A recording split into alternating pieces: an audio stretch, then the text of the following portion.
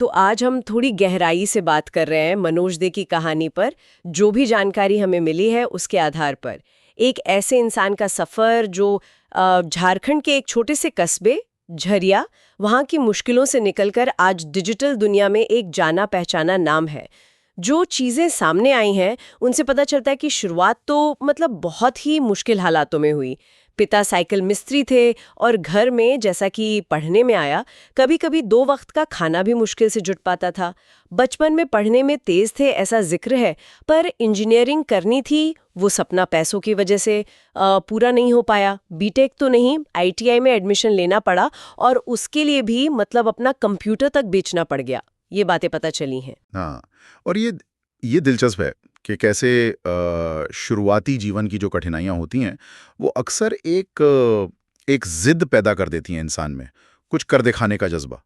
पर यह भी है कि हर कोई मतलब उन मुश्किलों को मौके में नहीं बदल पाता। जो जानकारी है उससे देखें तो लगता है कि शायद उनके केस में हालात नहीं उन्हें कुछ अलग करने पर मजबूर किया। बिल्कुल। और फिर 2016 में एक मोड़ आया।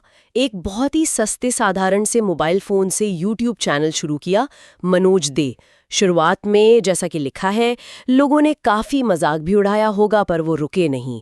लगातार वीडियो बनाते रहे, टेक्नोलॉजी पर, यूट्यूब टिप्स पर और मोटिवेशनल बातें भी करते थे। जी, और ये जो लगातार वाली बात है ना, ये बहुत अहम है, कंसिस्टेंसी। लेकिन सिर्फ वीडियो डालते रहना ही सब कुछ नहीं होता। एक और पहलू जो मतलब सामने आता है इन चीज़ों से, वो है उनका समझाने का तरीका। शायद जो मुश्किल टेक्नोलॉजी थी या यूट्यूब की बारीकियां थी, उनको इतनी आसान हिंदी में बताया कि छोटे शहरों कस्बों के लोग जुड़ गए। उनको लगा कि कोई उनकी भाषा में बात कर रहा है, उनसे कनेक्ट कर रहा है। उनकी ईमानदारी, उनकी मेहनत, इसका जिक्र बार बार है। लगता है वही चीज़ लोगों को पसंद आई। हाँ, और उसी जुड़ाव का, उसी कनेक्शन का नतीजा फिर दिखने लगा। व्यूज बढ़ने लगे, फिर यूट्यूब से पहचान मिली। पहले सिल्वर प्ले बटन आया जो 1 लाख सब्सक्राइबर पर मिलता है, फिर गोल्ड प्ले बटन यानी 10 लाख वाला माइलस्टोन।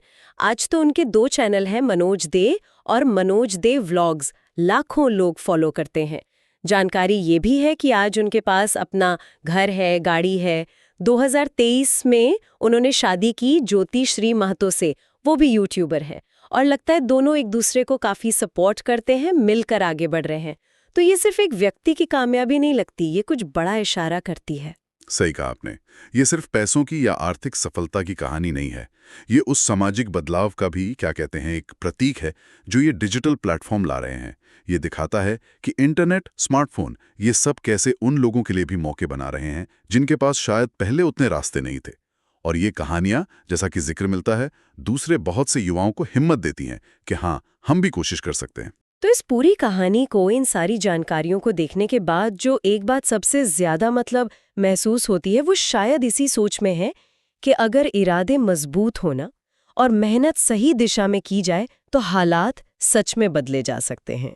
ये कहानी यही याद दिलाती है। बिल्कुल, और ये हमें एक जरूरी सवाल पर भी लाकर खड़ा करती है। मनोज दे जैसे और भी जो लोग हैं, उनकी सफलता डिजिटल दुनिया की उस ताकत के बारे में क्या बताती है?